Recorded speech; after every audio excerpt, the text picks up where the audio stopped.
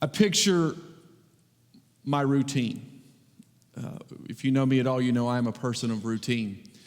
And I picture a day just like any other day. I wake up, I stumble to the morning coffee pot. Not that I really care for coffee. I don't really like it very much, but it's a means to an end. So I stumble there, and on a good day, the cobwebs clear fairly quickly. On a bad day, it takes a little bit longer. Today was one of those days where it took a little longer for the cobwebs to clear. But once the cobwebs clear, then I can get into my morning dedication, my quiet time, my prayer, my meditation, even my Bible study. And that prepares me to face my day. A little bit of insight about myself. Now, I want you to do the same for me. Picture your daily routine. Now, is your daily routine always the same? Mine too. I don't have a different routine for Sunday than I have through Monday through Saturday. My routine is the same every day of the week. But how many of yours is different for Sunday? It's okay if it is. Couple have a different routine for Sunday than other days. I get that because we set Sunday aside to God. But picture your routine. Day like any other day. You stumble to the coffee pot. You've just awoken. The alarm clock's gone off. You're moving through the processes of your day. And here comes a call. A call comes in and breaks into your regularly scheduled programming. And this call's from God, right? Perhaps he even interrupts your quiet time when he calls. I'm just kidding. But at that point, when God calls, all bets are off, right? Now you get the call. Here's the message. Insert your name. Get up right now and go to the great city of Raqqa.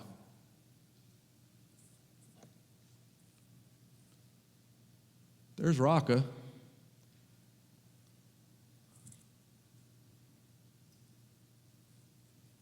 What's your response?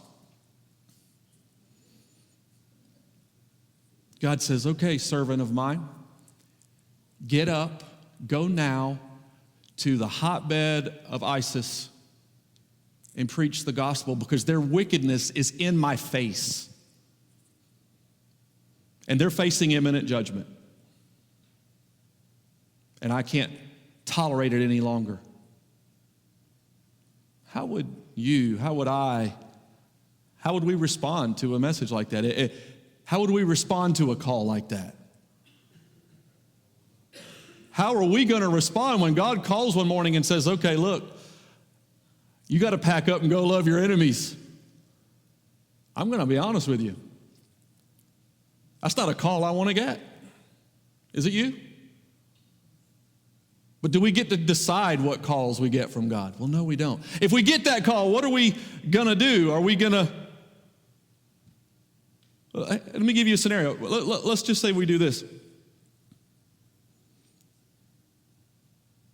right, here's what we do. We jump up. We pack. We rush to the airport. We go in the airport and we look at the signs that have the messages for the outgoing flights, right? And we go to the counter, we book our flight, we got our ticket, we board our plane, and we fly to Alaska. We go west instead of east. We go in the opposite direction. Why? More reasons than we can count. Man, that's not just an enemy, that's a hated enemy, and it's not safe to go there. And maybe I misunderstood what it is I was supposed, right? The irony of all of this, and in order to make this all make sense, I need to give you a little bit of background. Last week we talked about the sign of Jonah, right? Y'all remember last week? And we talked about the sign of Jonah. And what we found in that was that Jesus was responding to his enemies. His enemies had come to them. He was responding to them. They were actually enemies of each other, but the enemy of my enemy is my friend. So they had united and become frenemies because of Christ and the gospel. They couldn't agree on much, but they could agree on he had to go. He was their common bigger enemy. Now, what was Jesus' promise to them? They asked him for a sign, and Jesus said, oh, I'm going to give you a sign, all right, but not the one you want. What did he promise them? I'm going to give you the sign of Jonah. And the sign of Jonah is what? Death, burial, resurrection. That's what the unbeliever gets. It's enough. It's enough. That's proof that Jesus is the Messiah, and that's all the proof that we should and will ever need, even as his enemies. Don't ever forget that until we accepted Christ as our Savior, we were enemies of God. And we ourselves have just as much to do with the death, burial, and resurrection of Christ as those folks who were there that day driving the nails. We have just as much responsibility for that. Is that true? Yeah, it's true.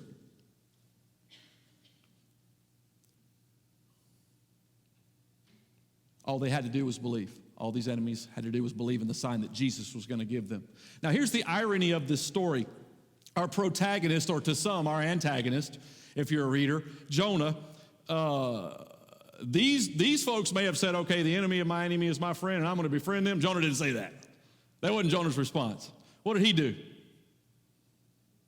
Here's what we're going to see. Number one, when he was sent to preach hope, he decides, you know what, I'm not uniting with Nineveh on any level. I'm not uniting with ISIS on any level. It is not happening.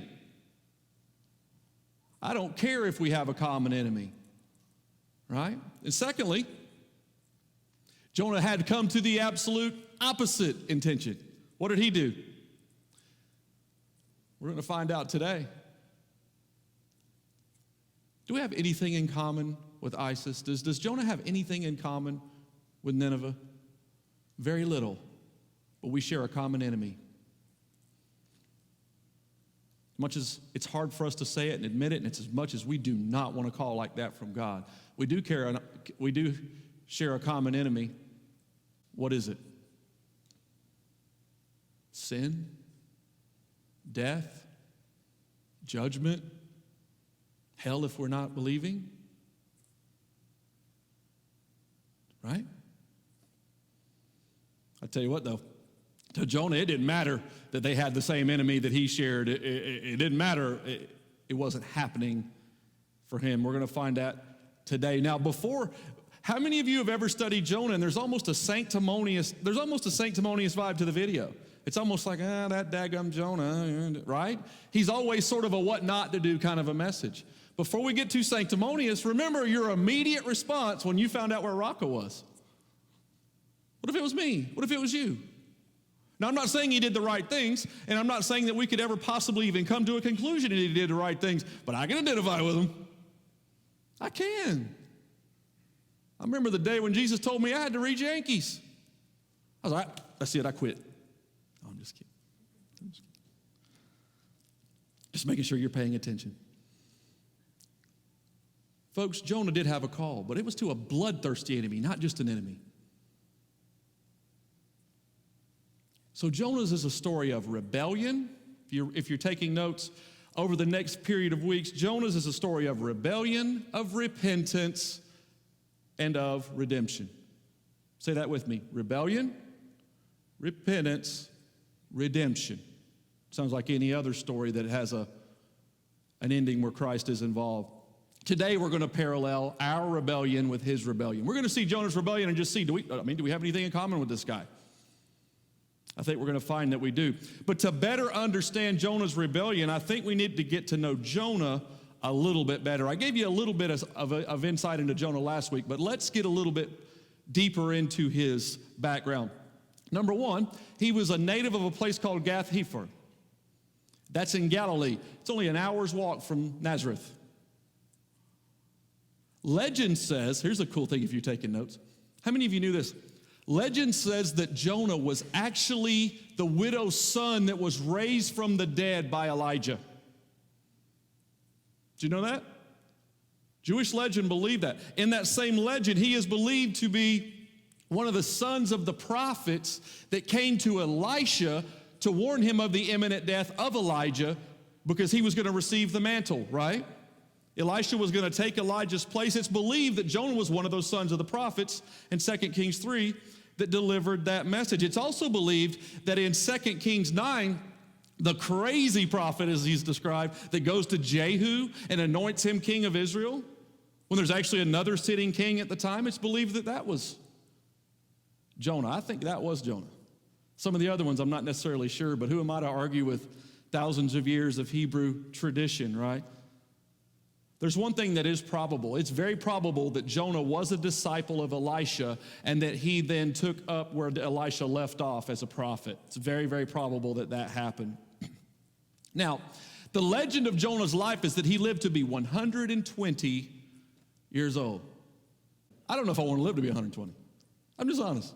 But legend says he lived to be 120 years. Now, the reason why I tell you that is because there's a lot of debate over when Jonah actually did live. There's one possibility that says he lived during the reigns of Jehu and Jeroboam, which is kind of what we just referred to. And then there's another legend that he lived during the reign of evil King Jeroboam II. And the reason for that is we know for certain that Jonah sent a prophecy to Jeroboam II. That's the only other time Jonah's name is actually mentioned in the Bible. How many of you knew that Jonah was mentioned in the Bible outside of his own prophetic book? Make a note. Go read later in 2 Kings 14. He goes to Jeroboam II with a message from God, and the message from God for Jeroboam from Jonah is, look, Israel's going to have some plenty. Hey, good times are coming back. The gravy train's on the way back in. And it had been a long time since Israel had seen any blessings. So Jonah comes and gives that message. So for a little while, he's a very powerful statesman and a very popular man in Israel because he brought a good message. Prophets usually bring bad ones. Usually a prophet's message is not too good, right? This time Jonah's was good.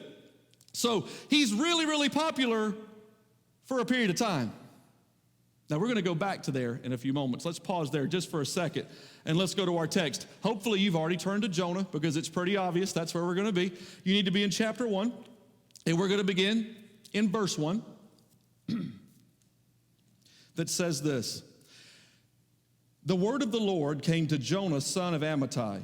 Get up, go to the great city of Nineveh and preach against it because their wickedness has confronted me. Stop right there. Okay. This is what's called Jonah's call and commission. This is his call. The word of the Lord called out to Jonah. Remember our illustration? God called. We break into your regularly scheduled programming with this message. And what did God say? He commissioned Jonah. He commanded Jonah. So here's what we got to understand. This is a direct communication. This is a direct revelation from God. It's a commission, a command from God to Jonah. You got that right. This isn't a negotiation. Parents, if you go into your kid's room in the morning, you say, get up, it's time to get ready for school. Is that a negotiation? They better get their hindports up out the sack and start getting ready for school, ain't it? What comes next? Not too good, right? This isn't a negotiation. This is a command. What is this commission? Get up, get up. Be stirred, wake up, arouse. What's God's commission here for Jonah? Get up. Get up from your regularly scheduled program. I'm going to jump into the middle of your life and I'm going to change your direction. The second part of it is he's supposed to get started. Get up, if you're making notes, get started. Strike out, roll out, walk. He said advance, go. God's commission is to get up and get started. And let me tell you a little bit about this. Jonah's got about a 500 or 600 mile walk ahead of him.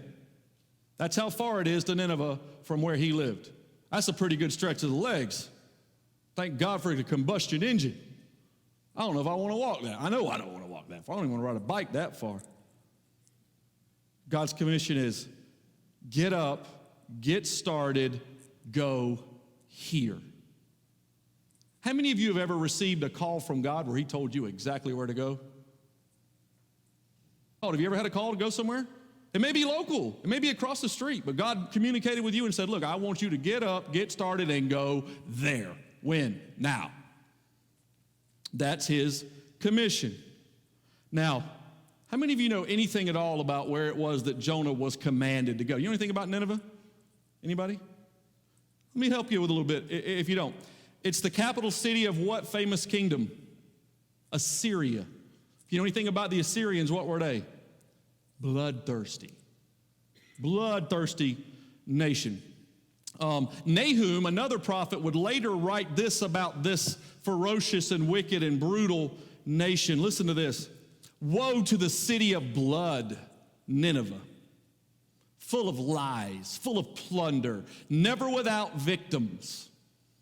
The crack of whips, the clatter of wheels, galloping horses and jolting chariots, charging cavalry, flashing swords and glittering spears. Many casualties, piles of dead, bodies without number, people stumbling over corpses.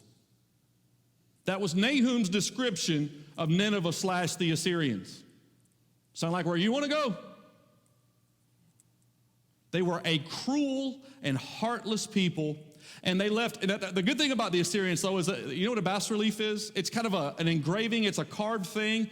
It kind of predates books and stuff. This is a bas-relief that was left by the Assyrians. I'm going to tell you more about it in a moment, but it's called the Black Obelisk, okay?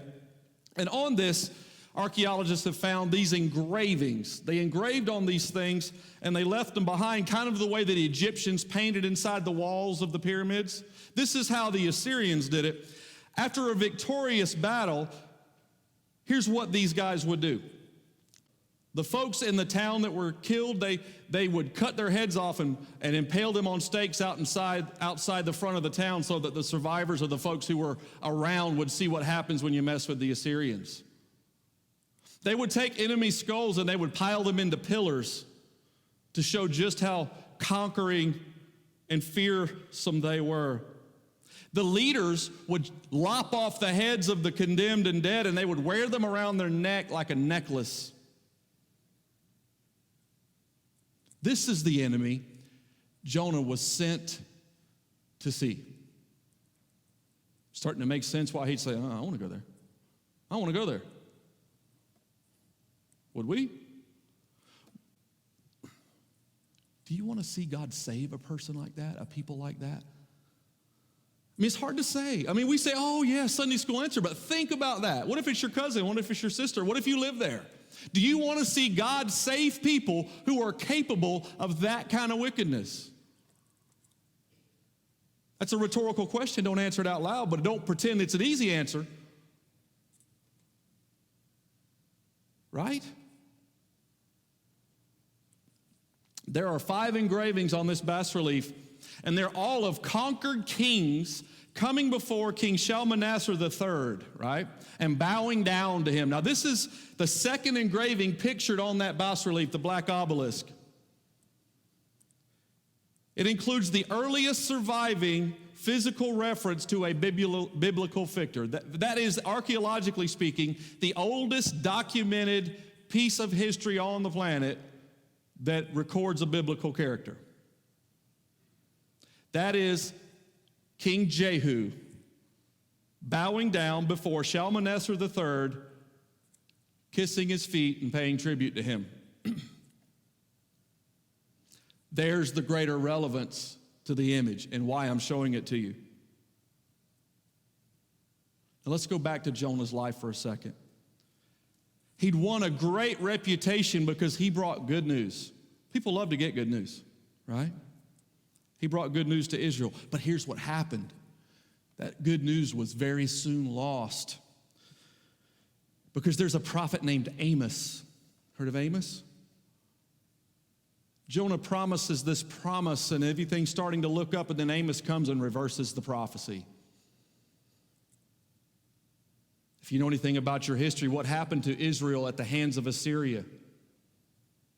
They were conquered and dominated and taken as prisoners. And some of you are thinking, no, that was the Babylonians. That was Judah. Israel was taken by the Assyrians several decades before Judah was taken by the Babylonians, which those of us that studied Daniel together with me, that's what we were talking about then, the nation of Judah. The caption above this scene in the actual bas-relief in cuneiform can be translated to say this: the tribute of Jehu, son of Omri, I received from him silver, gold, a golden bowl, a golden vase with pointed bottom, golden tumblers, golden buckets, 10, a staff for a king, and spears. What is that recording? That's recording the fall of Israel, folks, to Assyria. What was Jonah's call? Get up, get started, go here and do what? Preach the gospel. Preach the gospel. Speak, report, assert. Get up, Jonah. Get started. Go here, the great city of Nineveh, with the gospel. Because their wickedness is in my face. It says in some of your Bibles, their wickedness is confronting me, right? Does it say confronting for you? In modern parlance, it's like, man, it's in your face. They're living with this wicked and in-your-face attitude towards God, and Jonah was supposed to go there and preach against their attitude and their wickedness and the actions that spawned. Now, you think that'd be a popular message? Imagine the conversation again. God says, all right, get up, get started, go here, to ISIS, to Raqqa, with this message, and you'd be like, hold on, huh? Let's spitball this for a minute. Let's pro and con this for a minute, right? What'd Jonah do? Let's read verses 3 through 4 and a little bit of 5. However, Jonah got up to flee to Tarshish from the Lord's presence. He went down to Joppa and found a ship going to Tarshish. He paid the fare and went down into it to go with them to Tarshish from the Lord's presence. Look at 5b. Meanwhile, Jonah had gone down to the lowest part of the vessel and had stretched out and fallen into a deep sleep. If you know anything about our study, and we talked about it last week, there's a storm that comes up. We'll talk about that next week. The reason I read that in there, though, is Jonah, instead of choosing to get up and get started, he chose to get up and run. His get up and go got up and went, right? But when his get up and go got up and went, he went down.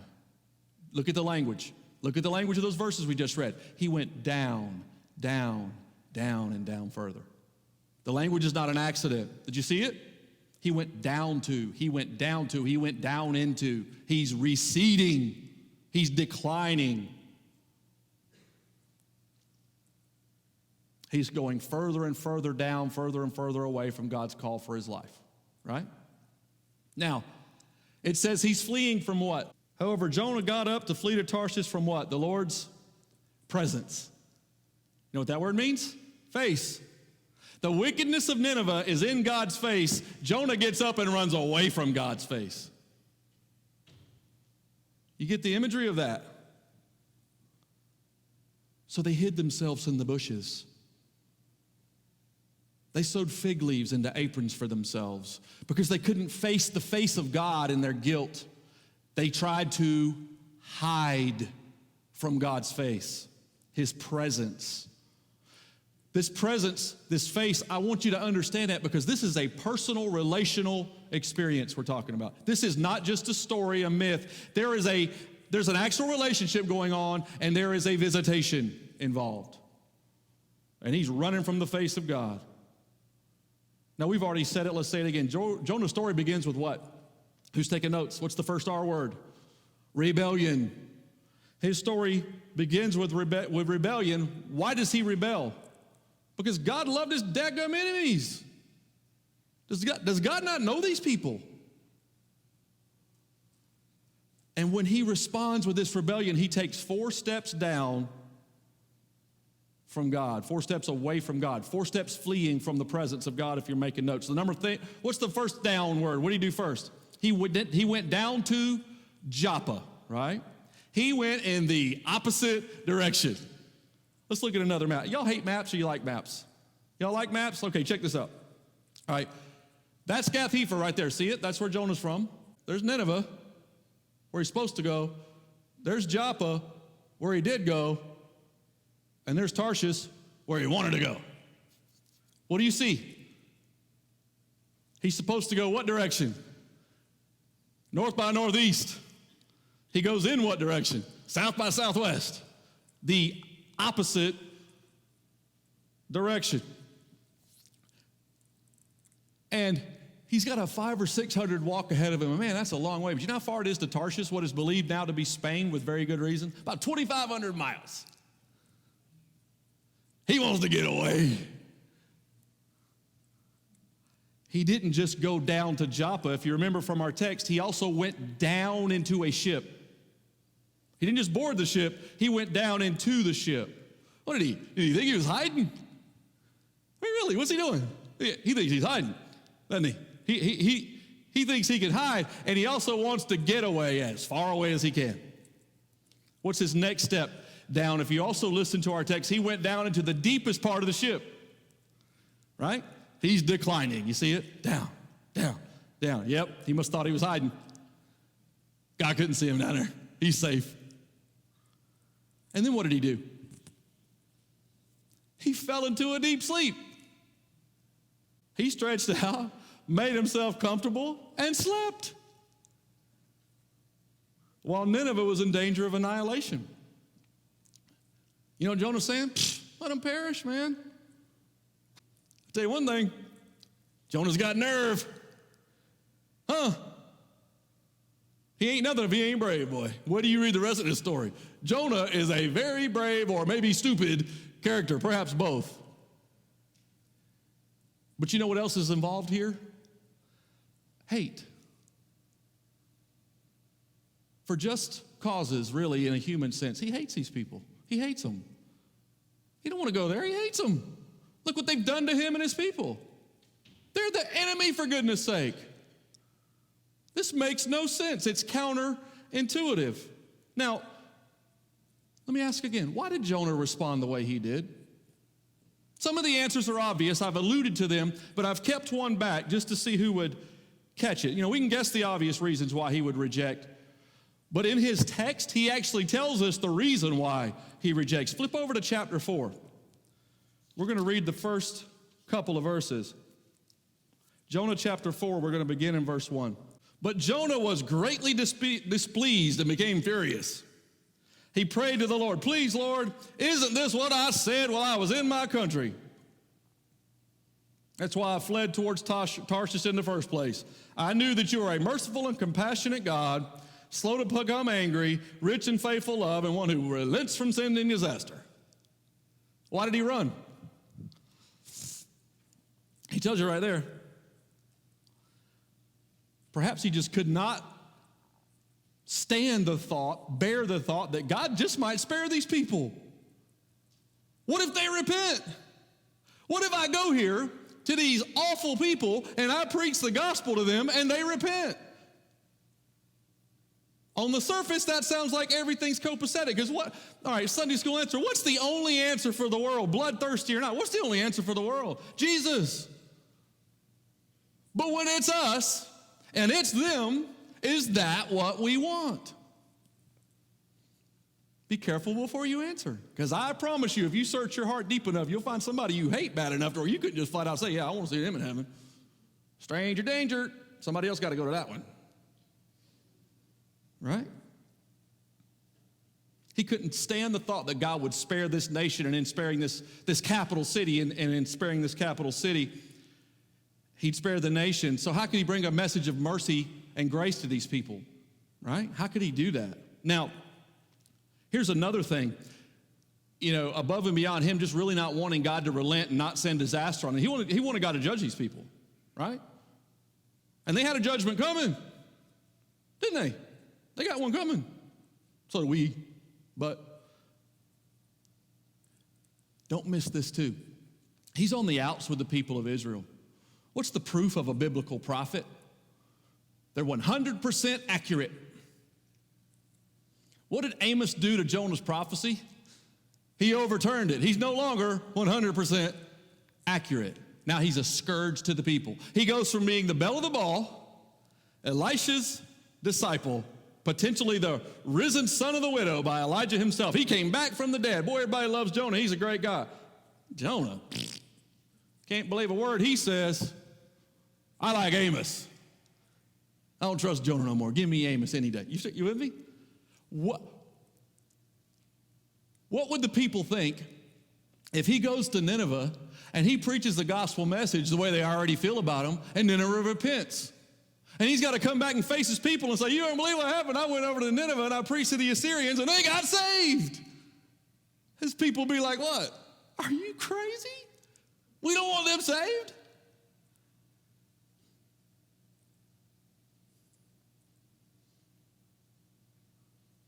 Not to mention, in his heart he knows that if God spares Nineveh, it's pretty much suicide for his people.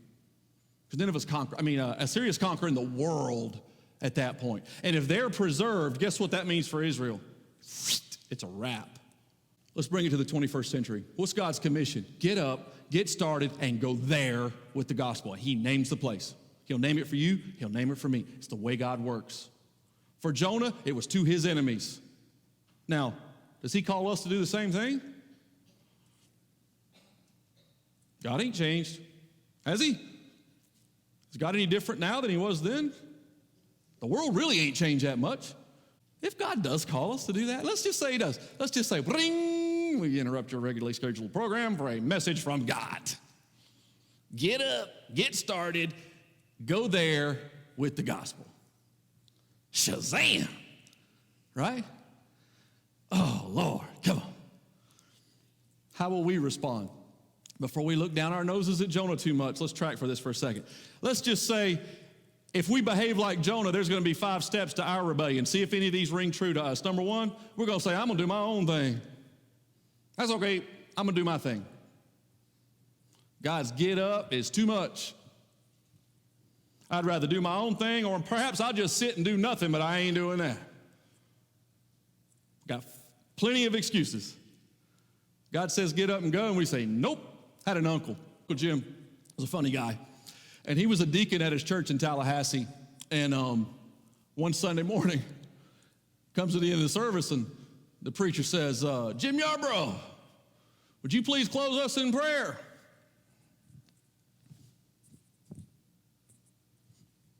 No. Sat right back down. God says, get up. What do we say? Not only do we not get up, not only do we do our own thing, perhaps we might go in the opposite direction. What was your immediate response when I said, oh, we got to go here? Negative, right? You know, but I don't know the answer to this. I really don't, but I do know that every duty that we ever had from God has to start somewhere. And I know for certain that the biggest tasks that tend to intimidate us the most, no matter what they are, and this one's just another one, just take a step. Take a step in the right direction and trust God for that step. Because I can promise you this, no matter what God's call, whether it's to an enemy or not, they all have to get started somewhere, and they're all going to require a lot of effort on our part. Whatever God calls us to do, we're not going to be ready for. If we're ready for it, God's not going to call us. He's going to find somebody that's not ready for that task and call them to that, and he's going to call us to something that's way outside of our wheelhouse. If we're really, really following God. Is that right? He don't want us to be comfortable. Because if we're comfortable, we can say we did it. If we're uncomfortable, we're going to look at it and say, ain't no way I could do this. And then God's going to be active in our lives, and he's going to show himself to be faithful. If God says get up and go, do we say no, or do we go in the opposite direction? Well, we're going west instead of east. I always prefer to go west or south anyway. North and east, I don't have any desire to do that, right? We don't just do our own thing and go in the opposite direction. We go far away, right away, right? Where did Jonah go? As far as he could, tried to. Do you think he was hiding? Did he? Did he think? Do we think we're hiding from God when he calls us to do something and we just flat out we just don't do it? And you may say, oh, Stuart, I never did that. Well, if God called you to do something and you didn't do it, you did this. I've done it, you've done it, quit lying to yourself and me and God and everybody else. We've all done this. Maybe not on this grand scale, but we've all done it. We've all been called by God to do something and we said, I'm going west instead of east. Did we think we were hiding? Come on. We must. We must think we're hiding. Behavior says we do, right? And then when we do that, guess what happens? When we start off with that, when we start walking away from God, what are we doing? We're receding. We're sinking. When we think we're hiding, what are we actually doing? We're descending deeper into the darkness. We're not hidden. We're just in the dark. Let me read some text for you. This is us. This is David, but this is us. God, man, where can I go to escape you? Where can I flee from your presence? How do I get away from you? If I go east, you're there. If I go west, you're there. If I try to hide in the dark, even the darkness is light to you. How do I get away? Now, when David wrote those words, it was a positive from Psalm 139. But flip it around, it's still true. That's what's going on when we think we're hiding. To you, the night shines like day. They're just alike to you. Night, day, God sees everything the same. We can't hide from him. Here's God. Here's God. Hey, man. Excuse me, young lady. Am I only near and not far away, too? Huh? Is it like I'm only around when you're close? Do you think there's a distance? Can you hide in secret places where I cannot see you? I feel the heavens and the earth. Jeremiah chapter 23.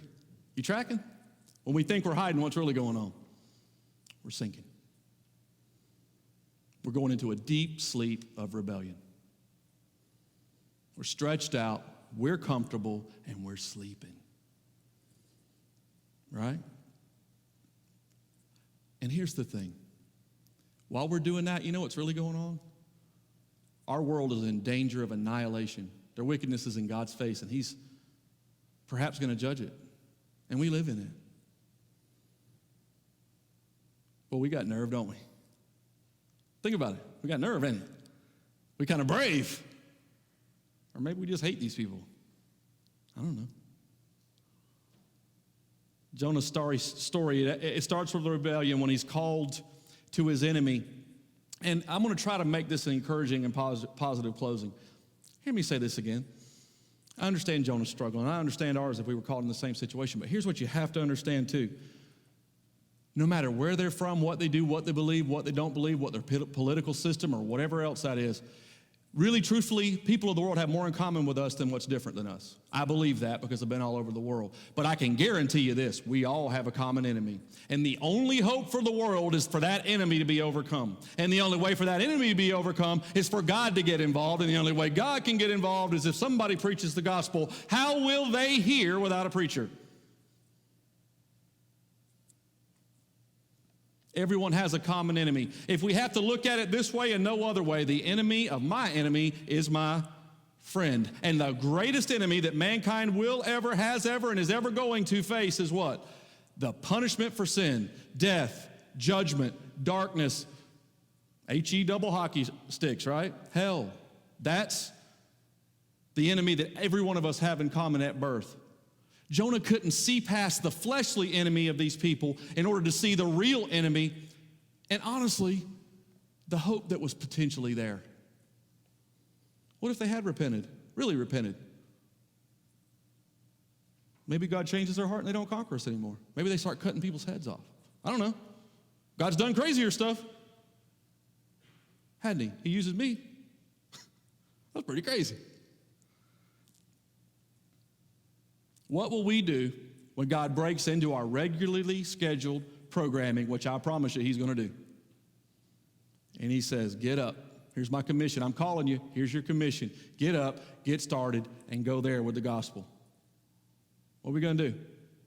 Okay. Where is that gear? Wait a minute. Where I got to go? Hold on, God. I'm all with you. I'm on board. I love you. I love Jesus, man. I'm all about this. But where are you sending me? What if it's my most hated enemy? Okay, what did Jesus say? Love your enemies. Yeah, right. We say that a lot too, don't we? Do we mean it when we say it? I am not standing here and making myself out to be any different than anybody else in the room. But what I do want us to do is I just want us to be honest about it. There's people I ain't going to. That's the way we feel. So what's going to change that? What's going to change is that a fair statement? God, you better not send me there because I'm just not going to go. I'll take your judgment. I'll hide in the boat, but I'm not doing that. Be honest, there's going to be somebody like that for all of us. So what's the hope in it? How will we respond when God tells us that he's going to love our enemies and he expects us to do it too? When we're tempted to rebel, here's the hope that God gave me in this, because I'm going to be honest with you, there's some people I don't want to be sent to. Most preachers probably wouldn't say that out loud. I'm not most preachers. That's the God's honest truth. There are people on this planet, it's not so much about where they're from and what they believe, it's more about what they do to people. But there's certain things that people do to other people, especially children, that I just trust, if God had to send me there, he's going to have to change me. That's just the truth. Because if I had to be straight up honest with you and straight up honest with myself and straight up honest with God, and I boil it all down to the bare sense of the truth, what I'm saying with my life is, I don't want them in heaven with me. There's people we don't want in heaven with us, folks. Now, how can God change that? Here's the hope that he put in me this week. I said it, I'm going to say it again, and this is our closing statement. The worship team needs to come on. And imagine the power of the most hated enemies uniting around the gospel of Jesus Christ. That's the hope of the world. And when Jesus was hanging on the cross, the entire world was his hated enemy. And he died for them just like he died for us. We were just as much an enemy of Christ as anybody else in the world is today. Maybe we can all find solace in some marching orders in that.